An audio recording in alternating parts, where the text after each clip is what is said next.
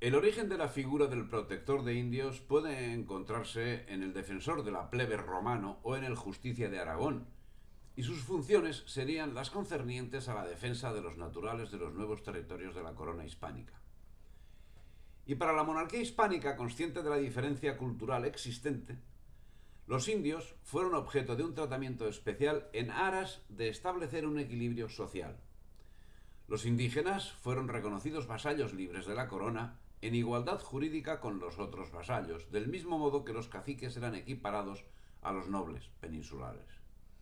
Esas medidas de ciudadanía llevaban anexas otras cuestiones, como el reconocimiento de la propiedad y de los derechos específicos anteriores a la conquista, y a los surgidos con posterioridad. Solo estaban prohibidas las prácticas contrarias a la fe católica, tales como los sacrificios humanos o la antropofagia, siendo considerados sus derechos como derechos personales a los que no tenían acceso quienes no eran miembros de las comunidades preexistentes. No era otra cosa que el reconocimiento de sus fueros, de manera similar a lo acaecido en la península durante la Reconquista.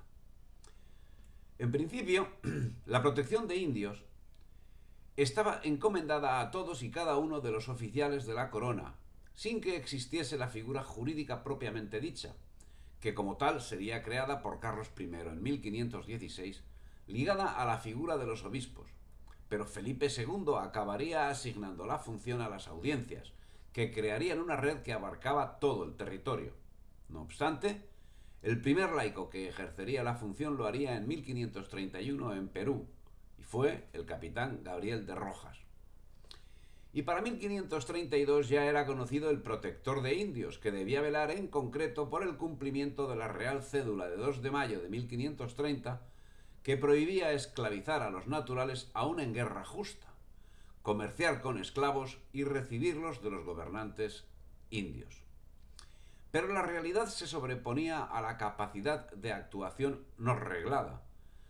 Para salvaguardar esa realidad, la corona promulgó una serie de disposiciones y creó instituciones encargadas de velar por el cumplimiento de las mismas. Así, fueron creados los corregidores de indios, los protectores de naturales o el juzgado general de indios, oficiales reales a los que se acudía en primera instancia, que resolvían los casos menores y en caso de apelación trasladaban los autos a las audiencias reales, donde serían asistidos por el protector de indios, siendo que la causa podía llegar al Consejo de Indias y en última instancia al propio rey.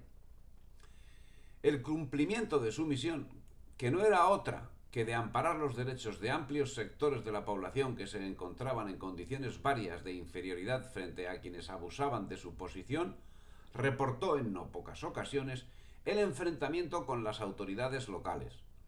El protector de indios podía investigar la conducta de cualquier funcionario de la corona respecto al trato que se les daba a los indígenas y actuaba coordinado con otras instituciones, por ejemplo, con el Juzgado General de Indios.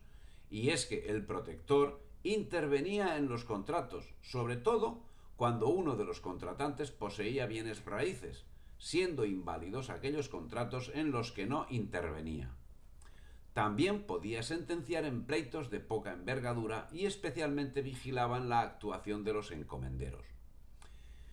¿Por qué se produjo esa inferioridad de situaciones que exigía la creación de esta figura? Puede ser discutido. Pero, como en todas las discusiones, acabaremos sin sacar nada en claro.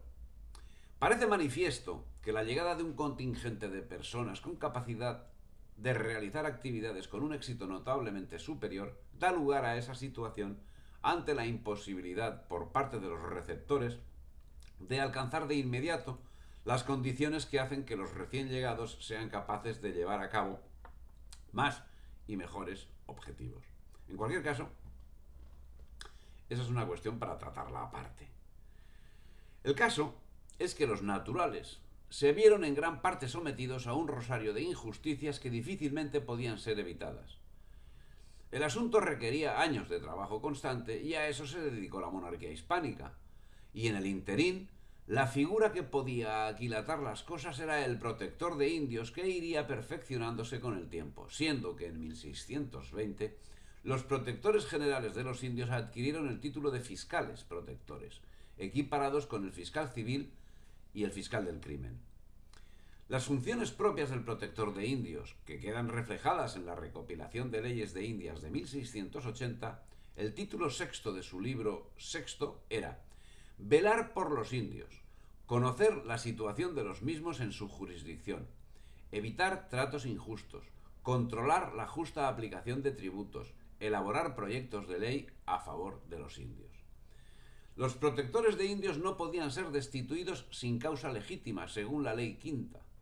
No se podían nombrar sustitutos, según la ley sexta. Los mestizos no podían acceder al cargo, según la ley séptima. Se ordenaban que los virreyes, presidentes y gobernadores diesen grata audiencia a los protectores, según ley décima, quienes debían dar cuenta periódicamente a los virreyes y presidentes de las audiencias del estado de los naturales y de la aplicación real de las leyes, y esta información era remitida al Consejo de Indias. Además, los indios tenían el privilegio de un proceso sumarísimo en el que podían decir y alegar contra las confesiones de sus abogados, revocar peticiones anteriores o presentar nuevos testigos. Además, la protección de indios presuponía que estos no iban a utilizar la mentira.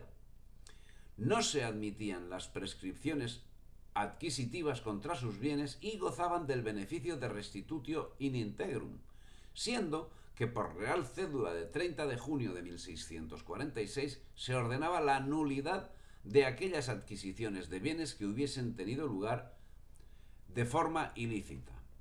Finalmente, las instrucciones señalaban que el protector sería cesado y condenado a pagar los daños que por su negligencia hubiesen podido recibir los naturales. Y los indígenas eran admitidos al desarrollo del cargo. Así, a modo de ejemplo, podemos citar a Lorenzo Paxiguana Alay Quiroz, cacique principal de Yanque, que en 1735 fue nombrado protector de naturales de Collaguas. En cuanto a los casos legales, la casuística es muy amplia, pero a modo de ejemplo, solo señalar el caso de Cajamarca, donde las denuncias ante el protector se centran en torno al poder de los dueños de la tierra.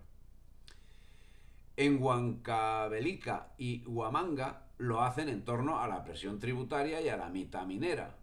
Y en Lima, el Cusco, Ica y Lambayeque son por pugna entre caciques y por la propiedad de la tierra. Esa misma casuística nos señala que fueron mayoritariamente curacas y comunidades las que hicieron uso efectivo y apasionado de los fueros. Y es que los curacas o caciques indígenas eran hábiles litigantes, siendo que en el siglo XVIII hicieron sentir cada vez más su presencia como un grupo con intereses políticos bien definidos.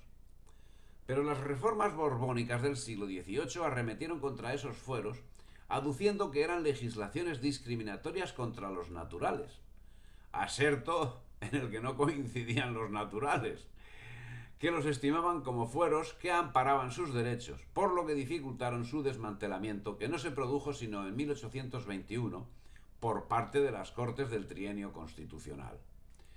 Si te ha gustado el vídeo, dale me gusta, difunde y suscríbete al canal.